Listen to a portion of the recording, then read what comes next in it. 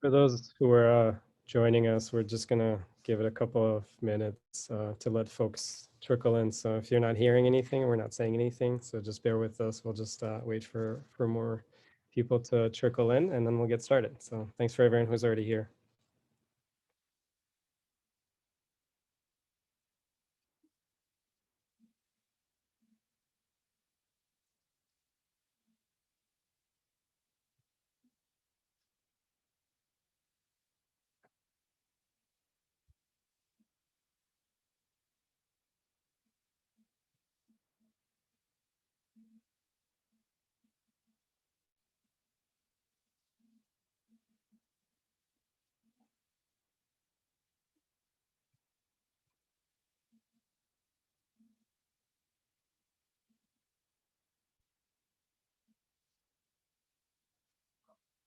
This is also my favorite part, seeing the chat.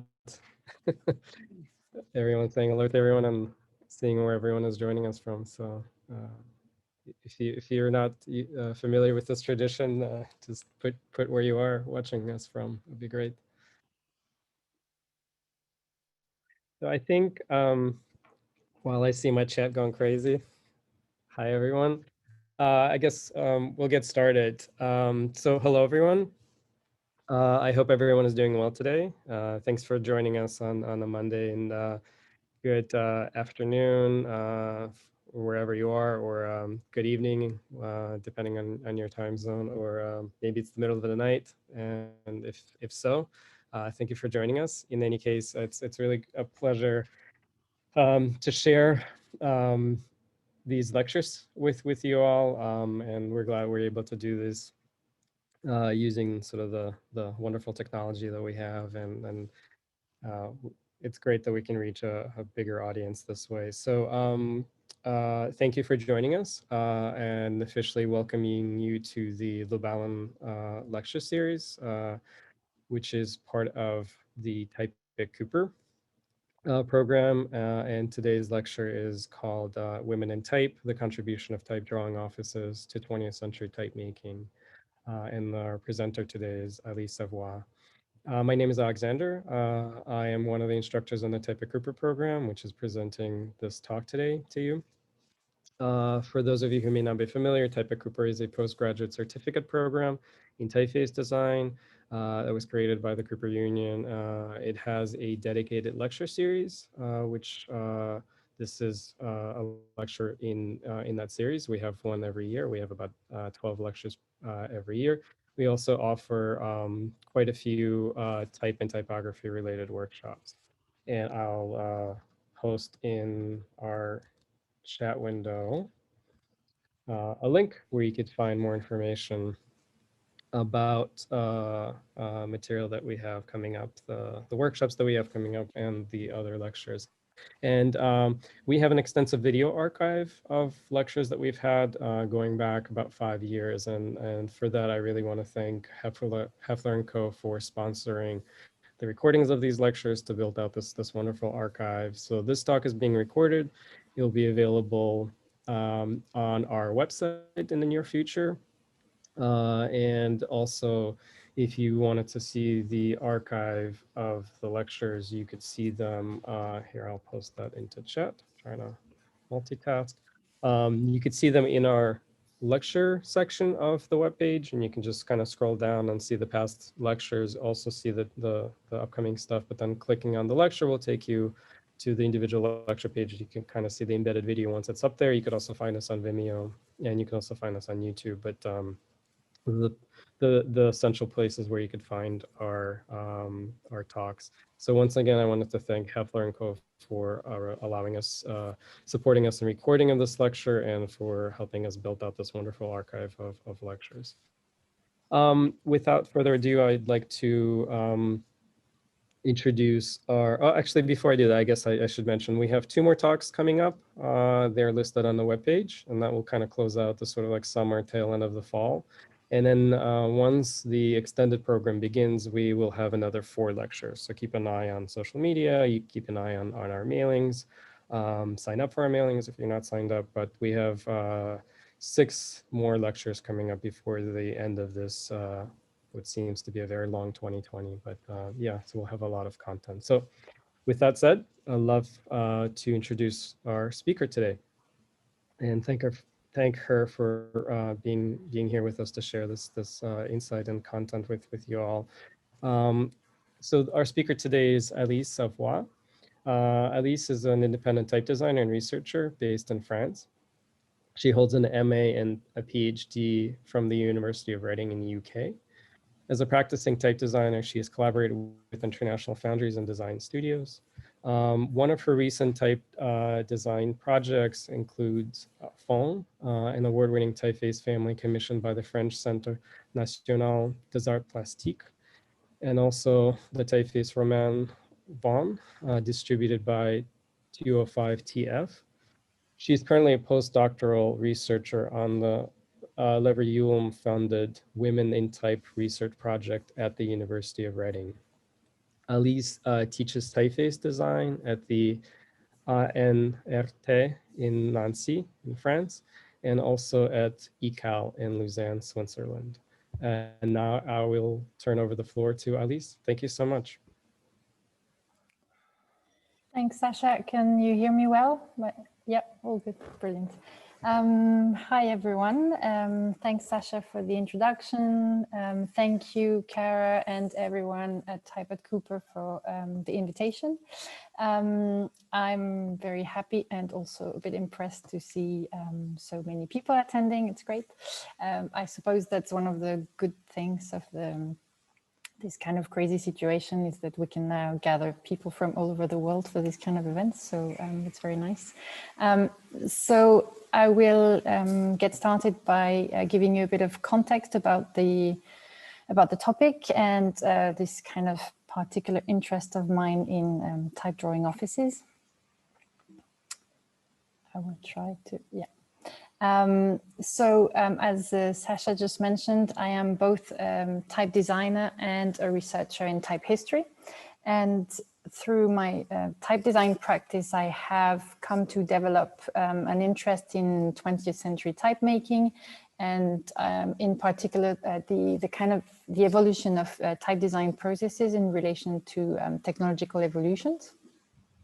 And I suppose some of the questions I have been trying to answer over the years were things like how, as type designers, does the technology affect the tools at hand, and how it influences the way we design the type, and how it kind of shapes our role in the manufacturing and distribution process, and also in relation to that, how do we reassess our role in that process with every technological change.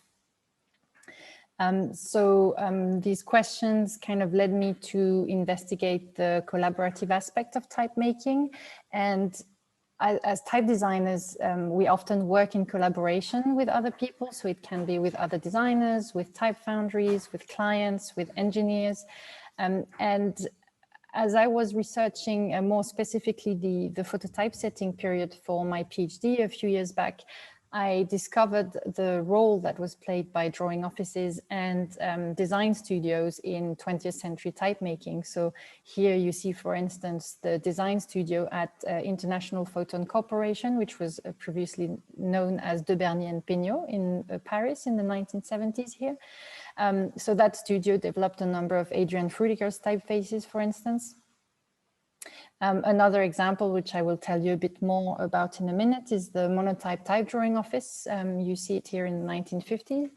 And so that's during my PhD when I became particularly interested in the history of these studios, because I found out that they played an important role in the production of type throughout the 20th century, but they received very little credit for their work. And my own experience of typeface design has always been a collaborative one. So I worked as a font developer, as a designer for other people, for type foundries.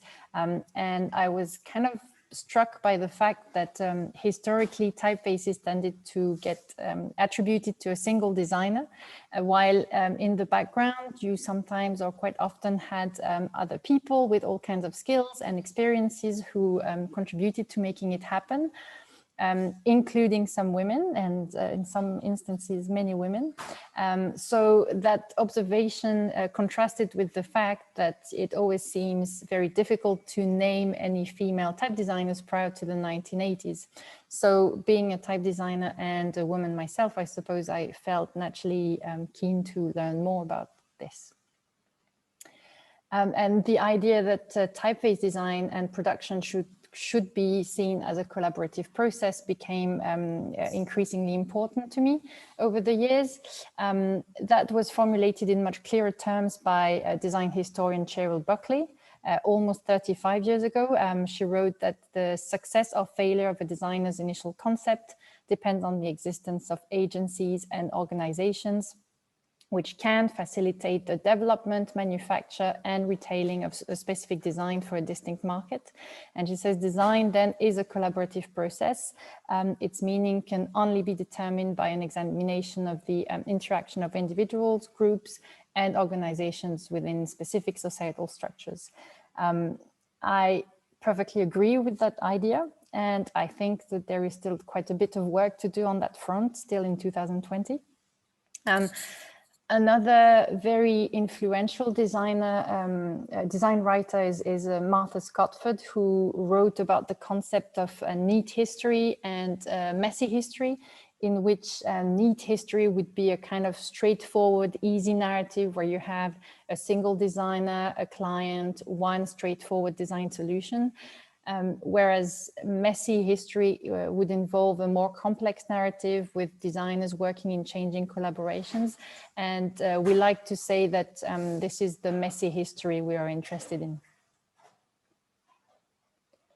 And I say we because my interest in this topic of type drawing offices and collaborative work converged with Fiona Ross's experience. Fiona is a professor at the University of Reading in the UK. I expect that many of you must know about her work, and if you don't, I would recommend that you check her out.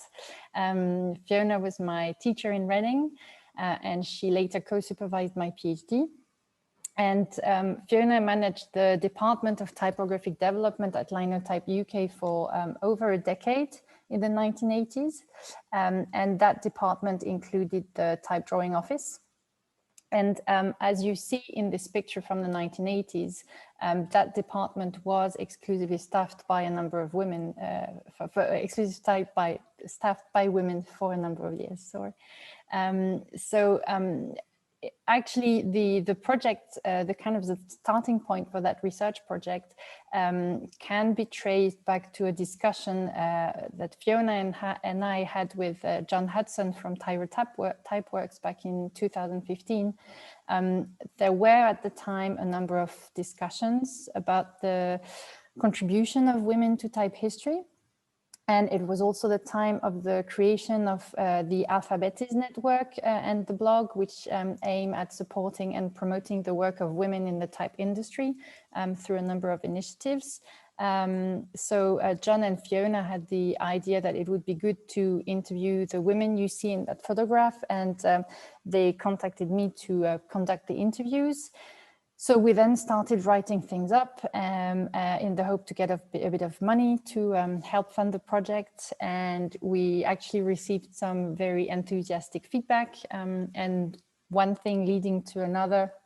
We were eventually able to run first a pilot study at the University of Reading, and eventually this turned into a kind of full-grown, serious funded research project, which is entitled Women in Type, Social History of Women's Roles in Type Drawing Offices, 1910-1990. So there are three of us in the team. So what I am presenting today really is a collective effort between the three of us.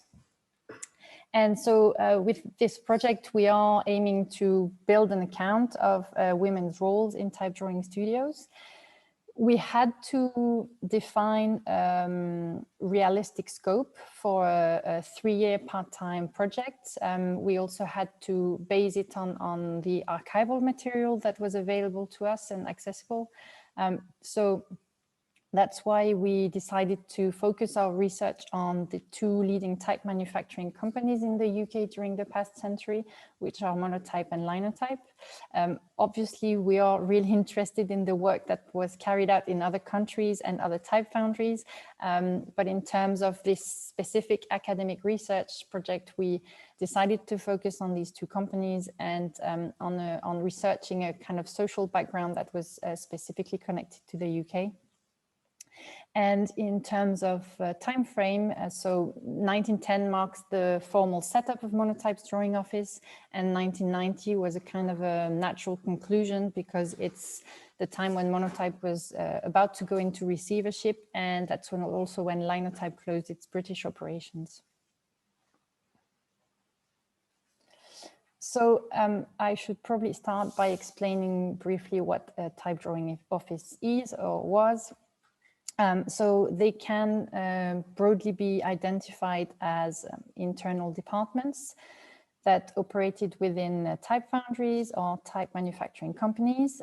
They formed an essential component of industrial type making throughout the 20th century.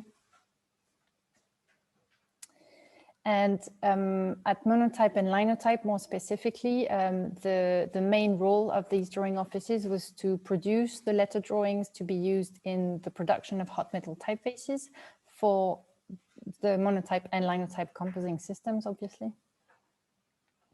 But beyond the hot metal era, a number of type manufacturers in Europe and also in other parts of the world employed women who actively contributed to the design, the development, and the production of typefaces throughout the 20th century. So this is, for example, at Simoncini in Italy, thanks to Antonio Cavedoni and Elisa Rebelato for sharing that image with us. Or again, another picture of de Bernier and Pignot, so International Photon Corporation in Paris in the 1970s. So the size and the role of these departments tended to vary depending on the company, the period, the technology at hand, etc. And these photographs are also really interesting because they tell you something about the working atmosphere in these studios. And for me, they really acted as a kind of entry point into the research. That's why it's also, I like to show them here today. And yeah, really, as I digged deeper into the subject, I really became more and more fascinated by these places, which I felt provided a very different picture of type history than the kind of very monographic view I was used to, and which was essentially built around masculine figures. So it seemed kind of necessary for me to highlight the work of these studios. So in the case of Monotype and Linotype, the drawing offices were responsible for adapting a type designer's original artwork to a format that was suitable for type production. So you see here a woman at Monotype making what was called a 10-inch drawing for then making monotype matrices. Sometimes they would also convert existing typefaces from one format to another. So for instance, from foundry type to hot metal, or later to phototypesetting, as you can see here, or to digital type. This is at Mergenthaler in the US. These drawing studios would also expand character sets. So for instance, to include punctuation, symbols, accented characters, etc. Because even when they received artwork from an external designer, usually, I mean, very often they wouldn't receive the full set of letters and of the full character set. And also these studios often extended design to create extra variants such as bolds, italics, etc. And then they would also adapt design to a range of optical sizes. And all of these tasks were not just confined to the Latin script, since both Monotype and Linotype produced a number of typefaces for the Arabic, South Asian, Thai, and Ethiopic scripts, and as well as Greek, Hebrew, and so And since typeface design tends to be an iterative process, so the core of the work that was undertaken by these drawing offices involved turning an original idea into a fully working typeface through iteration. So that means making drawings, cutting punches, making photographic matrices, printing proofs, and then correcting letter shapes until they would be perfectly suitable for text setting, and that could require quite a number of proofs and numbers of rounds of corrections. Another specificity of their design process is that the work in these drawing offices kind of lay at the crossroad of design and manufacturing. So they usually received some initial sketches or artwork, but as part of that iterative process, they also often had to translate written instructions into drawings, which is a very particular and interesting exercise in itself. And the drawings they produced had to be extremely precise in order to be usable for type manufacturing. So this is a typical example of what was called a 10-inch drawing as it was produced at Monotype. It was drawn in reverse, in outline, with a pencil on white cardboard, and it followed very precise measurements that were really critical to type manufacturing.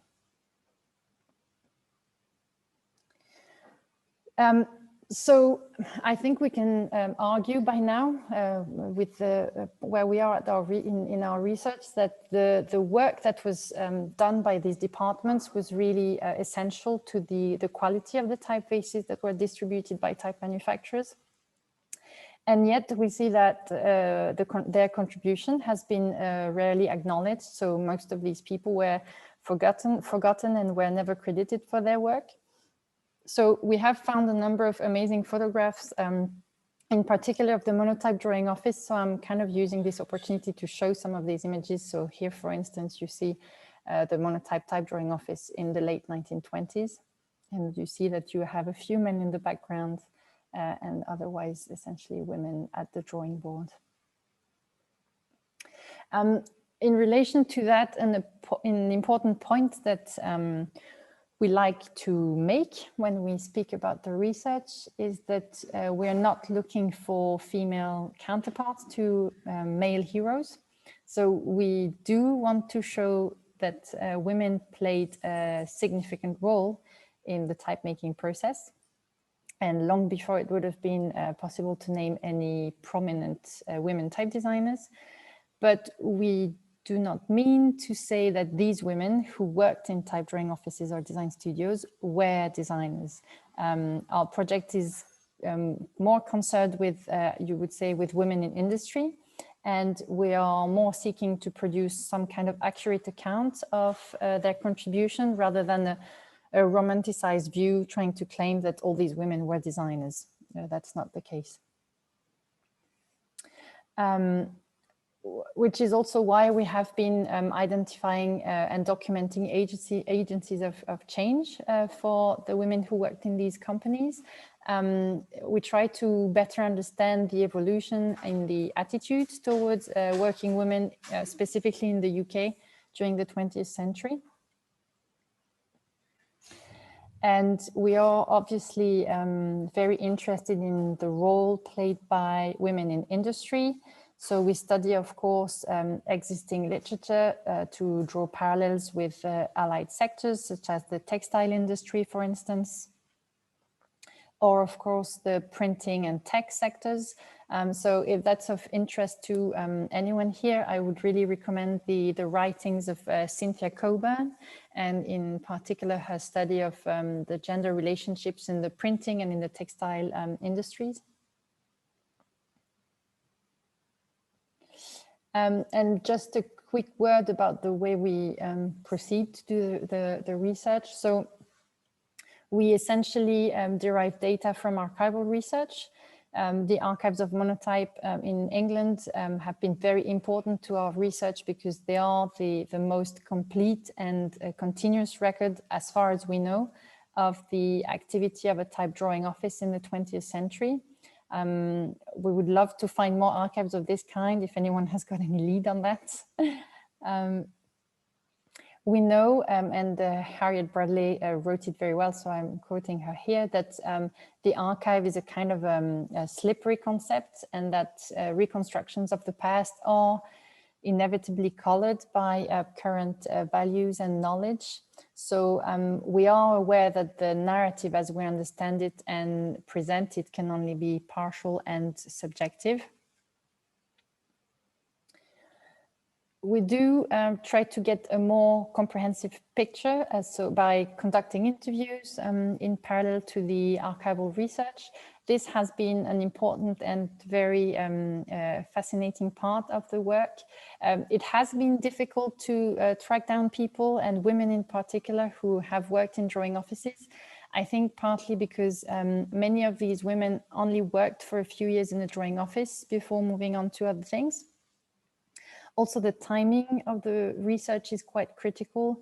Sadly, some of our key witnesses are elderly or have passed away recently. So, for example, Patricia Saunders and Anne Pilla, who are both on this slide, both passed away in the past year, sadly.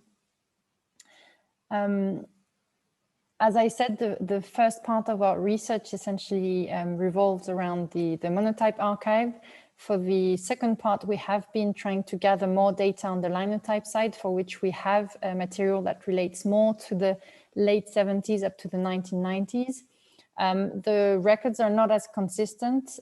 Also, we have managed to trace some women who worked in the Linotype drawing office, but it has been a bit more difficult to convince them to talk to us about their contribution, but we are getting there. So part of our work consists in uncovering who were the women who staffed the drawing offices, what were their names, how long did they work for the company, what were their responsibilities, did they benefit from equal opportunities with men, etc., etc. And we are fortunate that at Monotype, the drawing clerks, as they were called, signed and dated most of the drawings they worked on, which means that we have reliable information on their names, on the typefaces they worked on, dates, and so on. They also recorded quite meticulously the work that was carried out on each typeface on these, what they call pink cards, because they're pink. This kind of document helps us better understand the nature of their work. And also because type drawing offices, as I said, or they were essentially considered as a technical department rather than a kind of creative studio. So this archival material specifically really helps us better determine what their daily work implied and how that fitted with the notion that we have today of typeface design or font development, and also how that activity evolved throughout the 20th century.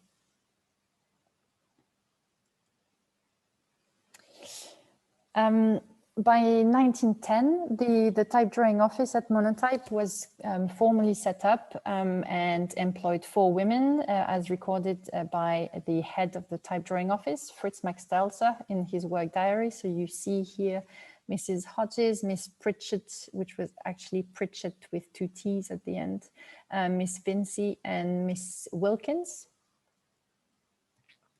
This is one of the oldest photographs we have found of the drawing office at Monotype. We suspect that Stelzer is that man standing on the left of the picture. This is a footage of the type drawing office dating from 1925. I hope everyone can see it well.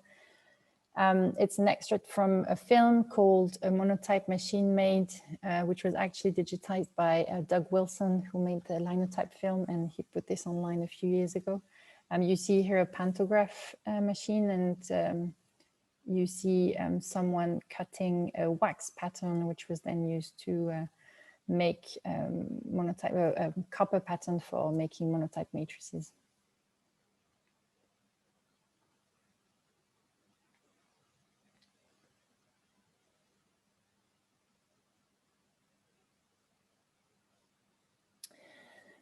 The type drawing office at Monotype was part of a larger entity called the Matrix Factory.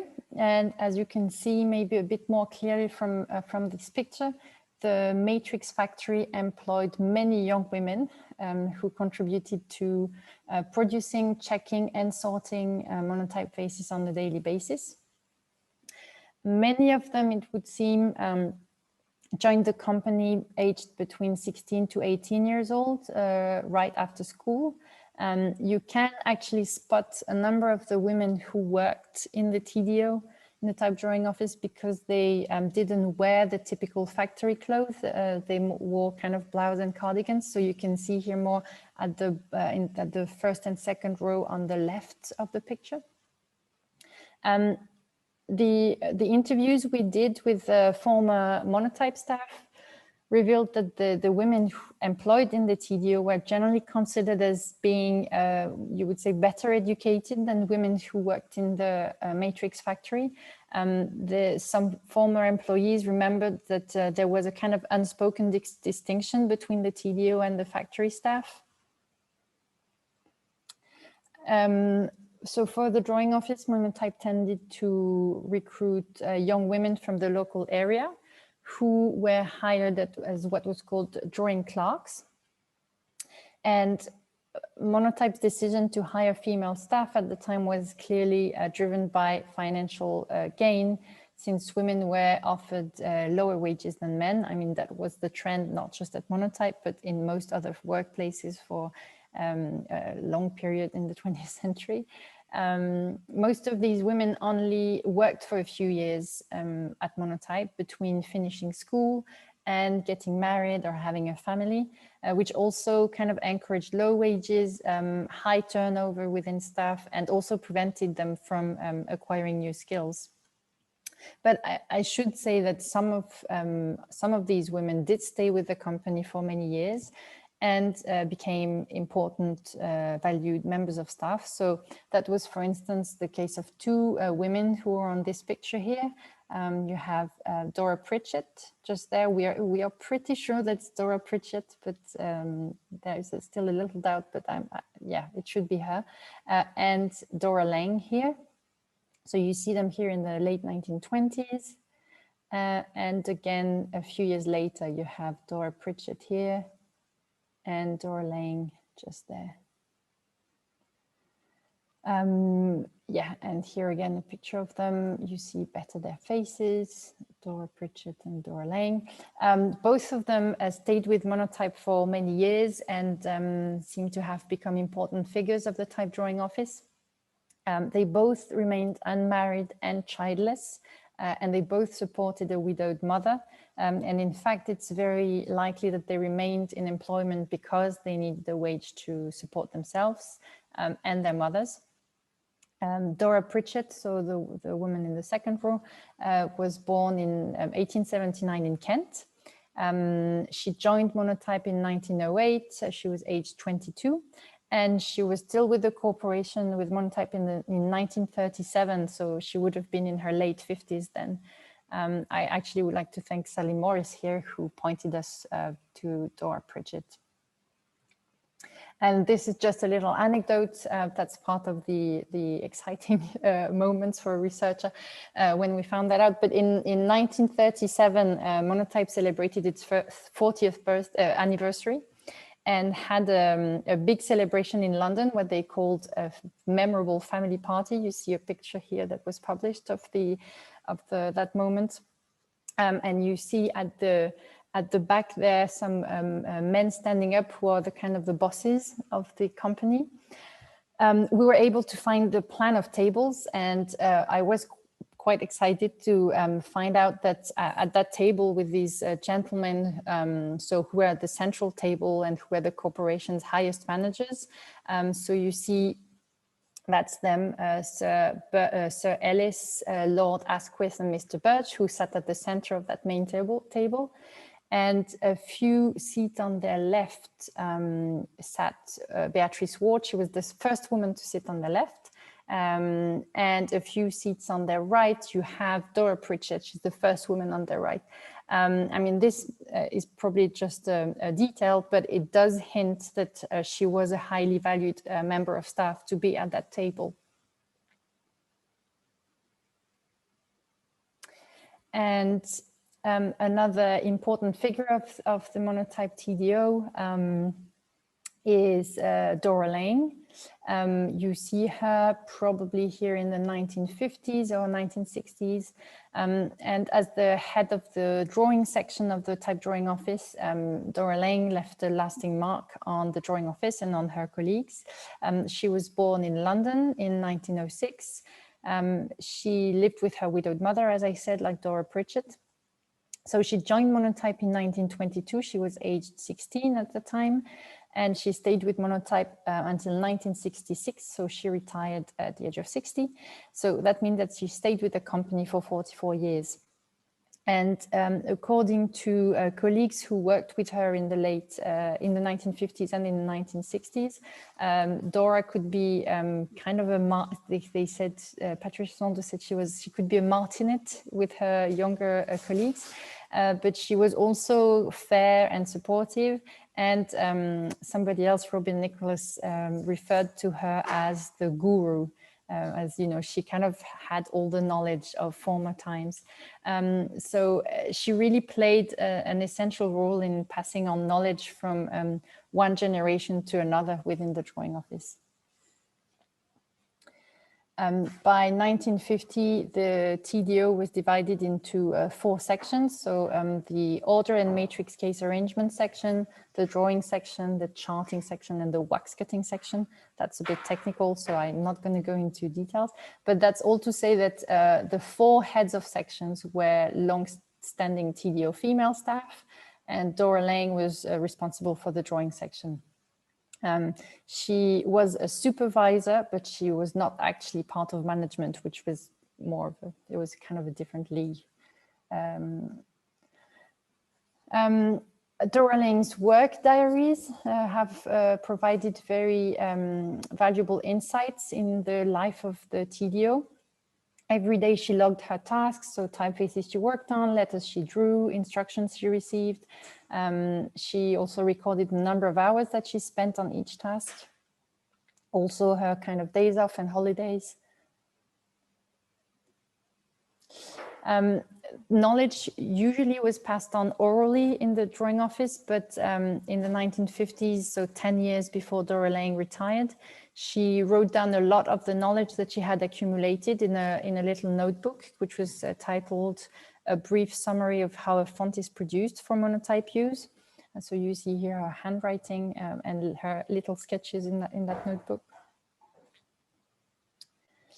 And in fact, the same year in 1956, the Monotype Recorder, which was the magazine promoting the activities of Monotype, reported on the work that was carried out by the type drawing office with details on how typefaces were made in-house. And the article is very interesting because it's one of the rare examples of Monotype explicitly promoting the skills of its type drawing office. So it claims that the TDO members had to make use of critical imagination, that the work required a most perceptive effort to interpret and realize the designer's true intention. It also required a certain exercise of judgment and a great deal of accumulated knowledge. And that's also something we were able to grasp from interviews. According to David Saunders, who worked in the TDO for many years and supervised it, the job required a certain type of intelligence. So one had to have a logical mind, good drawing skills, and a sense of proportions as well.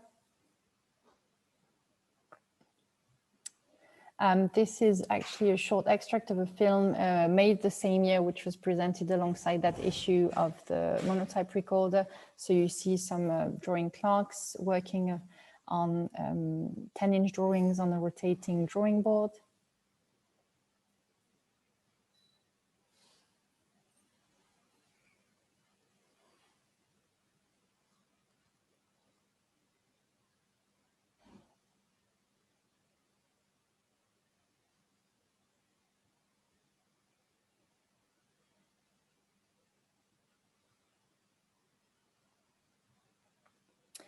1956 is again an interesting year, a busy year in the life of the drawing office. It's the year when Jan van Krimpen, the Dutch type designer, raised some concerns about the way the drawing office altered his typeface spectrum.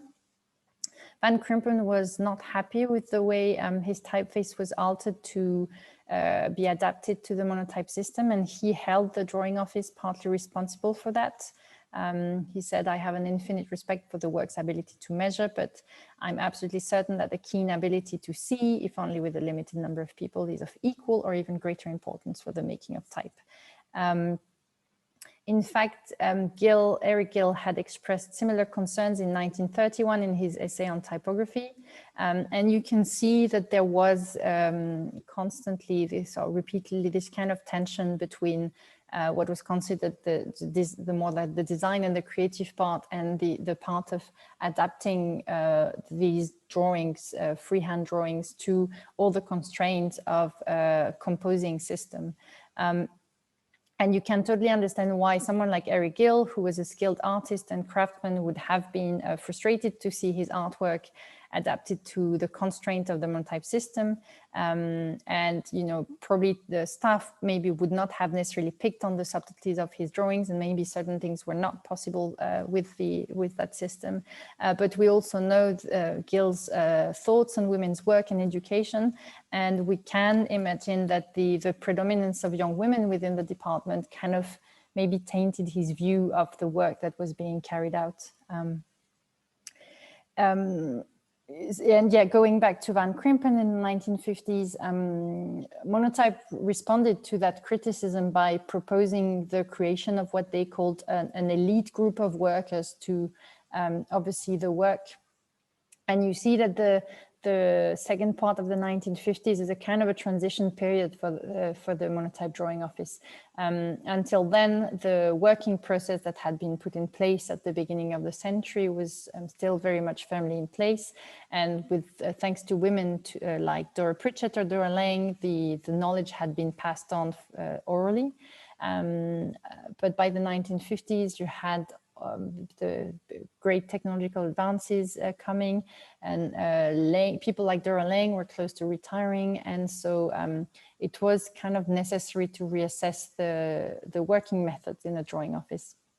Also, you can understand from archival material that it was a period when it was a bit more difficult to hire, keep, and train qualified staff for the drawing office. So the company then started to hire men, and a bit more men increasingly, and to train them to take on supervisory and managing roles. And they set up a training program to train and select new recruits. They also started to implement some kind of working processes. For example, a type drawing office manual was put together that supposedly described all the operations that were carried out in the drawing office. The idea was that presumably anyone with little training could join the drawing office and be handed out this manual and figure out the work that was required. In practice, that didn't really work. I mean, in one specific attempt, it was even suggested that each drawing could be broken down into various levels of operation with, for instance, one person drawing straight lines and then another person drawing curves. But again, that really didn't work. In the late 1950s, Monotype also opened a second drawing office, separated from the main TDO, which was responsible for adapting fonts from the American Monotype to the British machine. You see here on the right two young ladies. The one with brown hair is called Daphne Lovegrove, and the one with blonde hair is Valerie Wise. Both of them joined Monotype in 1959 when they were aged 16. Valerie is an interesting example. She worked at Monotype for a couple of years from 1959 to 1961. Then she left to have a family like many of her colleagues, but she came back in 1973. And in fact, I worked briefly with Valerie just before she retired in 2008, when I worked for Monotype for a couple of years.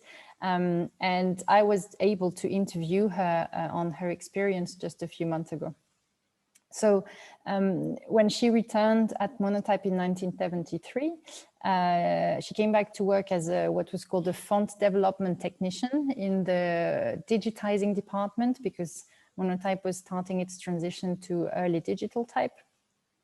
Valerie initially worked on keyboard layouts, and then she moved on to what was called the film pattern scanner. So that's where fonts would be scanned, edited, and converted to different point sizes for early digital technologies.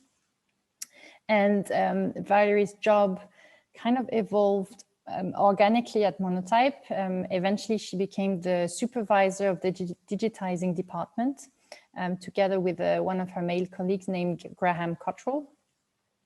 And by then, as Valerie explained to me, she was divorced with 2 young children. And as the main breadwinner, she explained that she was willing to take on more responsibilities. So it feels like there is some echo also with what I said earlier about Dora Pritchett and Dora Lang.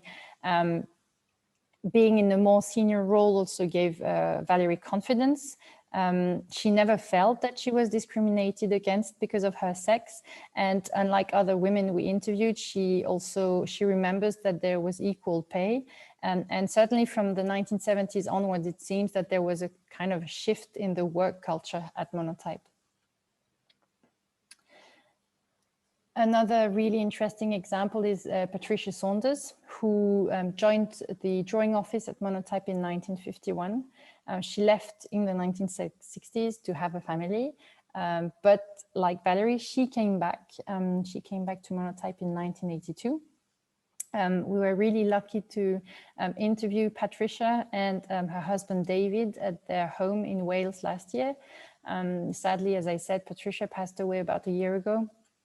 And when we spoke to her, she said that when she started out, the drawing clerks were not encouraged to know the name or the history of fonts. They were not encouraged to grow their culture of type, but she did build some solid interest, some knowledge and some skills in typeface design. And after she came back in 1982, she was actually able to work and originate new type designs. She explained to us that that required her really to fight for her status and her pay. She said that she even threatened to quit at some point. She felt that she was treated unfairly compared to her male colleagues. So that was a different experience from Valerie's. But Patricia did eventually get a raise, and she did originate new designs, and she stayed with Monotype for a number of years. She's known for having developed the typeface Arial with Robin Nicholas. She designed other typefaces, including this serif typeface named Columbus. And it's interesting to see that she is credited as being its designer in the marketing material. And it says, you know, Patricia Saunders has applied her broad experience and highly developed skill and judgment in creating a beautiful and versatile new typeface for her contemporaries.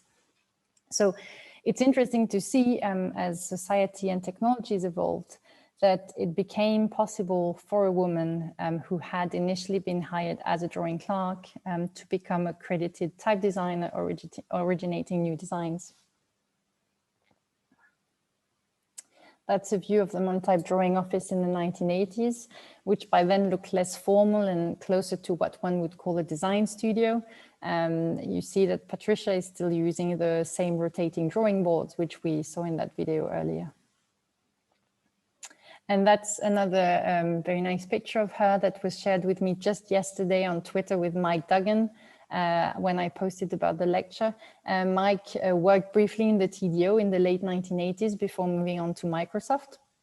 And you see him here with his colleagues. So you see Patricia, and you also see Geraldine Wade, who also later moved to the US to work for Microsoft. On the very left, there is Ron Carpenter, and on the very right, the Dutch type designer Peter Verheul. So yeah, it's nice that the social network and this project is also helping, you know, digging and getting new material out. In relation to all this research on the Monotype archive specifically, I've recently published an article with Journal of Design History entitled The Women Behind Times New Roman, because that specific article focuses mostly on the work carried out by the TDO in the 1930s. So you can find it online, or I can send you the link, or maybe Sasha and Kara can post the link maybe later. Until now, our research has largely focused on the Monotype drawing office, partly, as I said, because of the archives that were readily accessible to us. Also because we had a number of people whom we were able to get in touch with and interview. In parallel, we have been working on tracking down the women who were on that picture, which I showed you at the beginning, in order to interview them on the work they carried out at Linotype throughout the 1980s. Also, this ties in nicely with the kind of technological issues that we, you know, and the way practices evolved with technological advances. So I've already mentioned to you the experience of Fiona, who joined Linotype in the late 1970s as a research assistant. She's here. She has got the long hair just at the front here. And Fiona eventually became responsible for the department. She took over from Walter Tracy.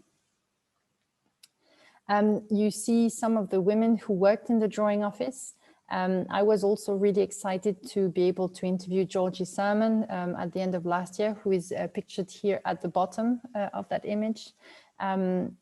We have been trying actively to get in touch with some of Georgie and Fiona's colleagues, but as I said, it's been a bit difficult to track them down, and really also many of them have moved on. They are not involved with type at all anymore, and they're kind of reluctant to being interviewed.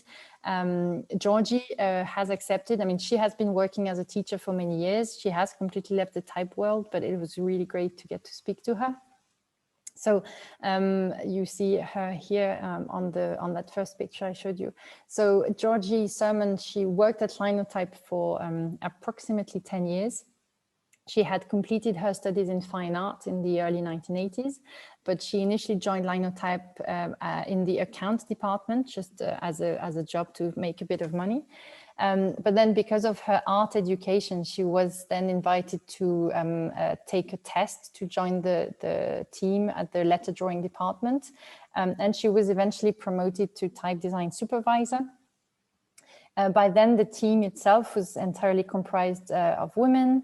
Most of them were in their 20s, and their work involved the development of new type designs, or also revising existing designs conceived for earlier technologies, and more specifically for the Indian and Southeast Asian markets. Georgie explained to me that beyond drawing type, her job also involved spending some time at the library at SOAS in London. It's one of the main libraries for the studies of Asian, African, and the Middle Eastern collections. So she researched historical iterations of scripts before conceiving new typefaces. She was also able to develop a number of skills. So when she started out, she would draw characters and cut out negatives by hand. But then she had further training that allowed her to design characters on a computer and then to write programs if necessary. And when I interviewed her, it really became quite obvious that her job required more than simply drawing individual characters. I mean, she didn't consider herself a type designer, but she did recognize that there were some elements of that in her role and the skills that she was using. She also said that she felt that being able to create new type design was not really a skill that was valued at the time by her managers, our senior managers. She felt that the team in the letter drawing department never really received any recognition for their work. Georgie and her colleagues apparently frequently encountered casual forms of sexism in their everyday dealings with other male staff or managers or clients. And so after leaving Linotype, Georgie retrained as a teacher. She said she felt that type design was too specialized a skill to be transferable. She was also not very keen about the office environment, and the attitude of her male colleague was also one of the factors behind the change of her career trajectory. As I said, so the team that worked with Fiona and Georgie was tasked with reassessing a number of typefaces which had initially been designed for metal or even early digital type. This, for example, is a Linotype Devanagari. I mean, one letter, one conjunct from Linotype Devanagari. These are a few of the typefaces they designed. Their work was really crucial to the development of original artwork for these digital typeface designs. And also in collaboration with engineer Mike Fellow, they came up with innovative solutions for typesetting. So for example, the phonetic keyboard for Indian scripts. So we are still working on that aspect of the research, and Fiona is preparing an article on the making of Linotype Devanagari. But obviously, COVID has also made it difficult for us to access archives and interview people. So that's still work in progress, and we're hoping to be able to do that again soon. I mean, this doesn't prevent us from publishing our findings so far. As I said, I've recently published that one article. We have another three texts, articles in preparation at different stages of publication, which we hope will come out in the coming months. We also have a research blog, which provides very irregular updates on our research, so feel free to have a look. We have been investigating as well other kind of more creative ways of navigating through all this material. So for example, through a kind of website digital display that would enable people to navigate visually through our findings and archival material. We also believe that as designers, it's important to think of innovative and more visual ways to make the research accessible to a wide audience. And of course, we keep on looking for women who have worked in type drawing studios. We look for photographs and archives as well. We really think that there is a lot of work and interesting research that remains to be done. Teal Triggs wrote some 20 years ago that any historical narrative of graphic design must include an understanding of how women have been positioned within the institutional or patriarchal framework of design. We believe that's also very true for typeface design. So I guess in conclusion, if any of you out there know any women who have worked in a design studio or a type drawing office, we would love to hear from you, from them, get a contact and find new people to interview. So yes, if you have anything to contribute, please do get in touch. Thank you. That's it for me for today.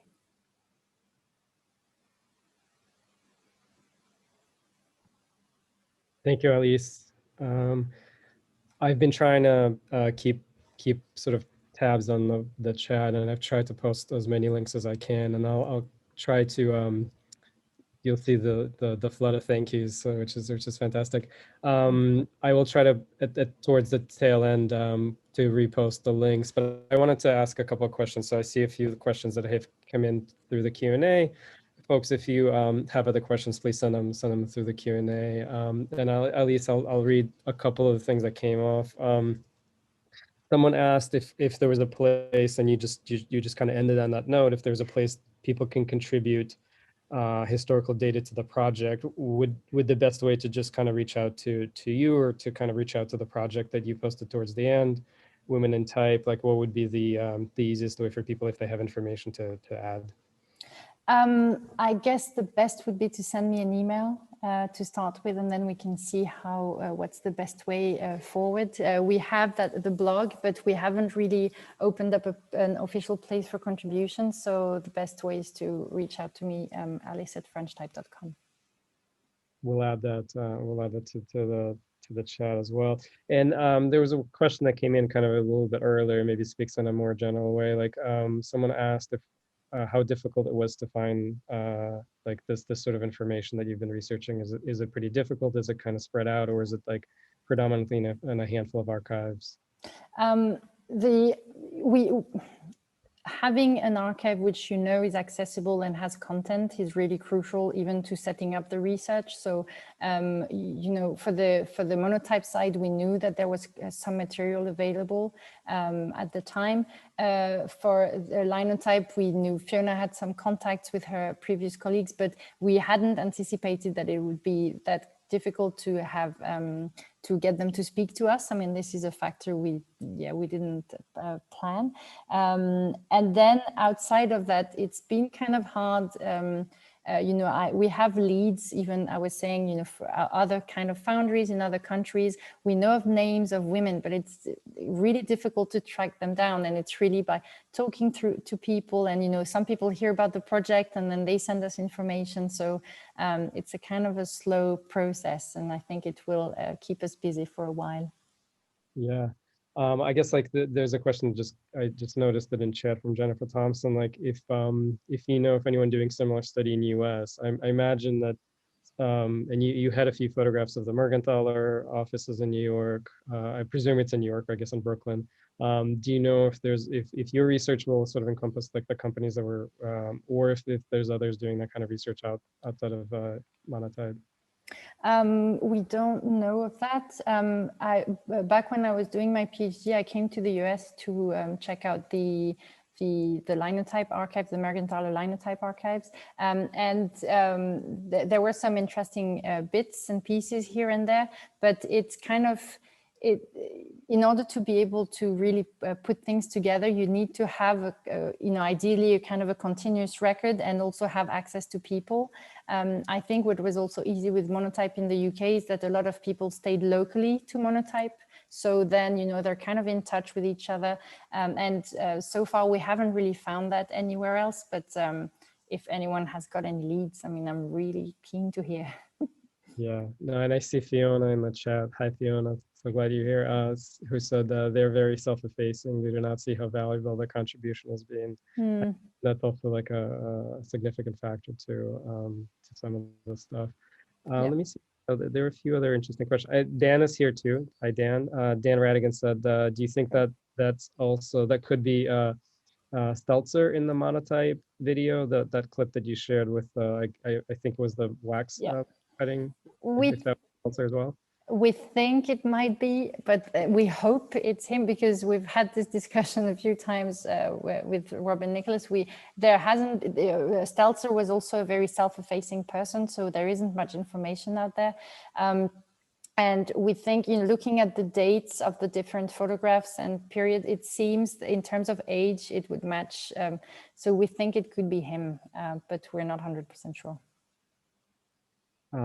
There was a question, Karen Chang asked a couple of questions. She was curious about if it's possible, or getting access to Dorling's notebook and the Monotype manual. Is that something that's in the archives? Is that something that's accessible to researchers? It's tricky. It was in the Monotype archives which were housed at Monotype in Salford for a number of years. Now the archives have been moved. And they were moved quite recently, so I don't think they're actually available at the moment. I mean, I don't know where they are right now. So I'm glad we made quite a few pictures of them before. Just in time, yeah. I guess also I think there was a couple of questions in the chat, and I also had this question in terms of I see that sort of like the collection of material that's on the blogs and in the journals and the writing that you're doing. Is there a bigger kind of, I presume that there's a bigger plan like to turn some of this research into like possibly a book or a video? Like, can you talk about like maybe what the future goals for this research? Yeah, so we're probably not going to make a book, because usually, I mean, we are contributing to a number of books that have essays about women in design or about type design history, or these kind of things. We're not making one book about the research, partly because it's not really a subject that, that's one question, is that monographs tend to be very easy to put together for a book, but this kind of messy history is a bit more complicated. So that's why as essays, as part of a bunch of other contributions, that works better. So I've written this article for Journal of Design History, which is quite extensive about the Monotype drawing office. Fiona is also preparing something more about the Linotype side. So it will be a number of articles, I think. And as I said, this idea of having a website where people can navigate through not just text, but also images, because I hope that people have felt the same as we do when we look at them, is that I think these photographs tell us a lot about the life, what was going on in these drawing offices. So we're really trying to think of ways of showing the research a bit differently from the usual kind of academic channels. Yeah, it's something I struggle with as well, kind of thinking about the research and how to share that research, and especially given that it's 2020 and making the research information material a little bit more accessible. And as much as I think the academic journals have an amazingly important role to play, and I think it's fantastic that they exist and that there's that forum. Oftentimes they can feel a little bit like closed off just because of the sense of people having around academia. But and sorry, go ahead. It's almost like not one or the other. I mean, it seems like it's interesting to see that you're exploring the same.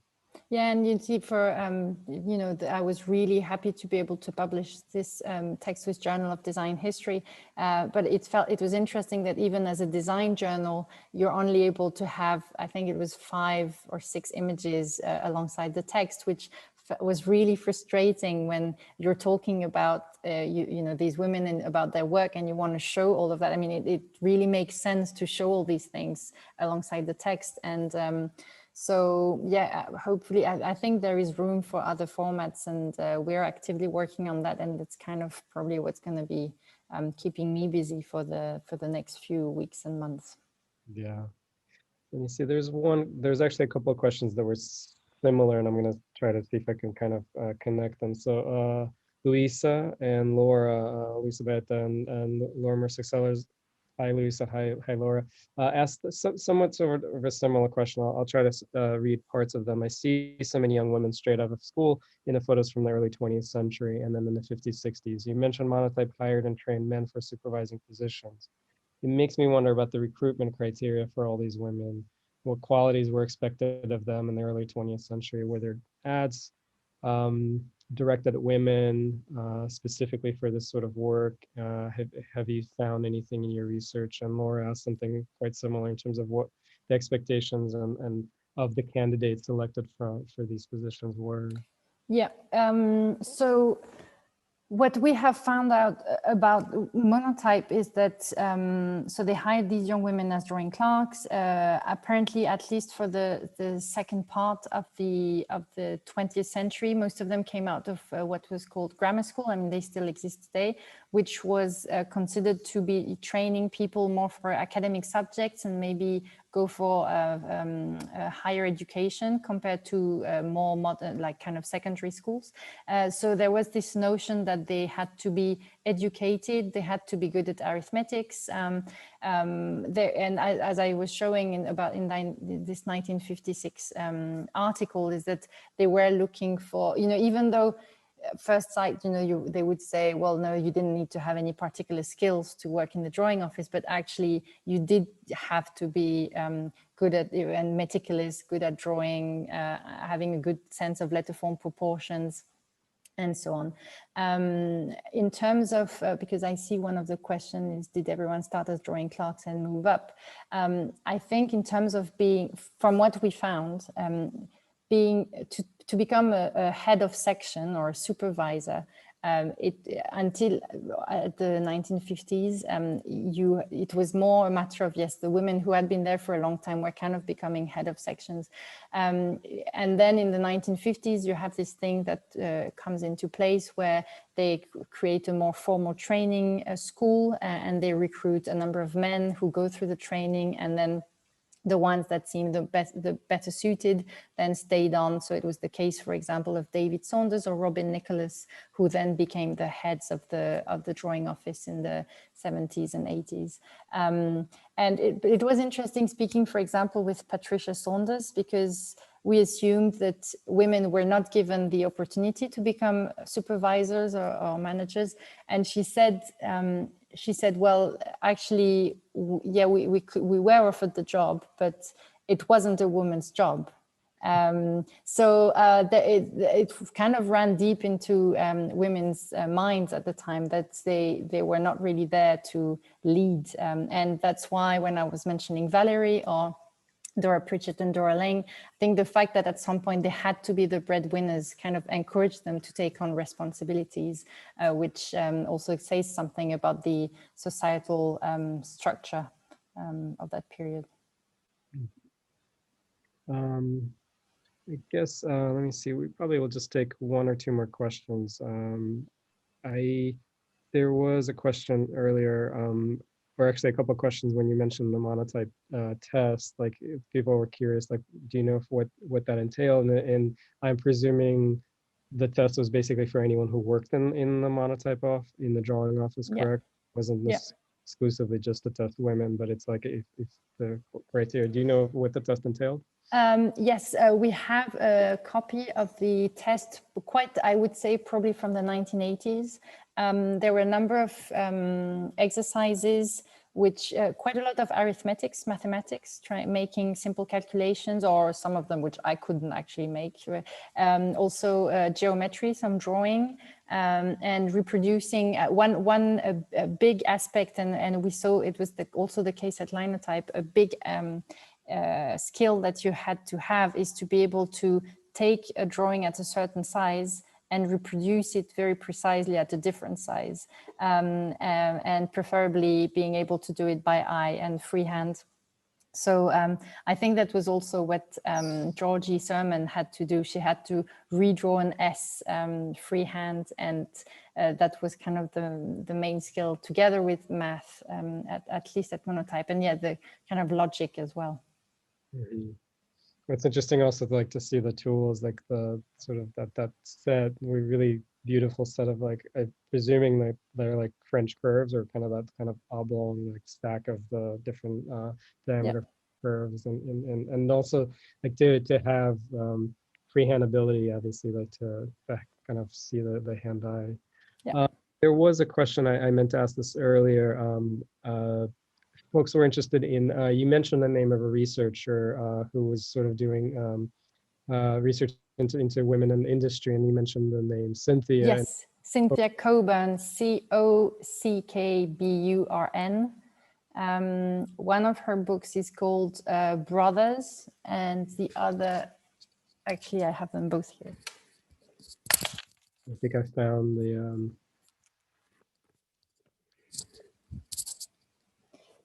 one is called Machinery of Dominance. I don't know if you can see it the right way around. And the other is called Brothers, Male Dominance and Technological Change.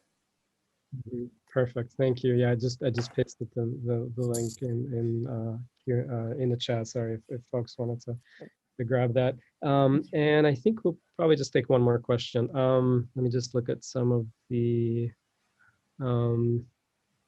there was one question that I spotted. I'm going to see. Elise, if you see anything that you... Yeah. I'm just kind of... I pasted a few questions here, and I just...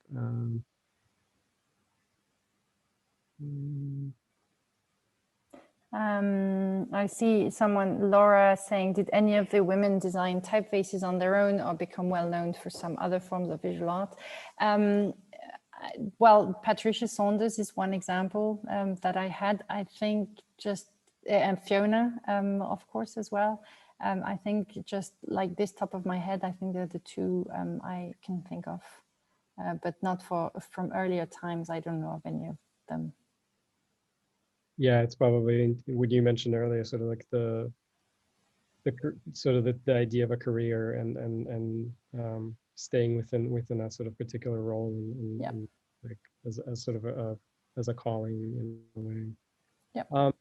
That's a good place to end. I really appreciate everything you shared, and I think it certainly, I think, created quite a lot of interest, and I'm hoping that folks will sort of see this as a starting place and kind of follow the research and maybe be inspired to do some of your own research, especially Please, yes. like here in New York. There's tons of that information to be still rediscovered, connected, and build a bigger global project. So I appreciate that.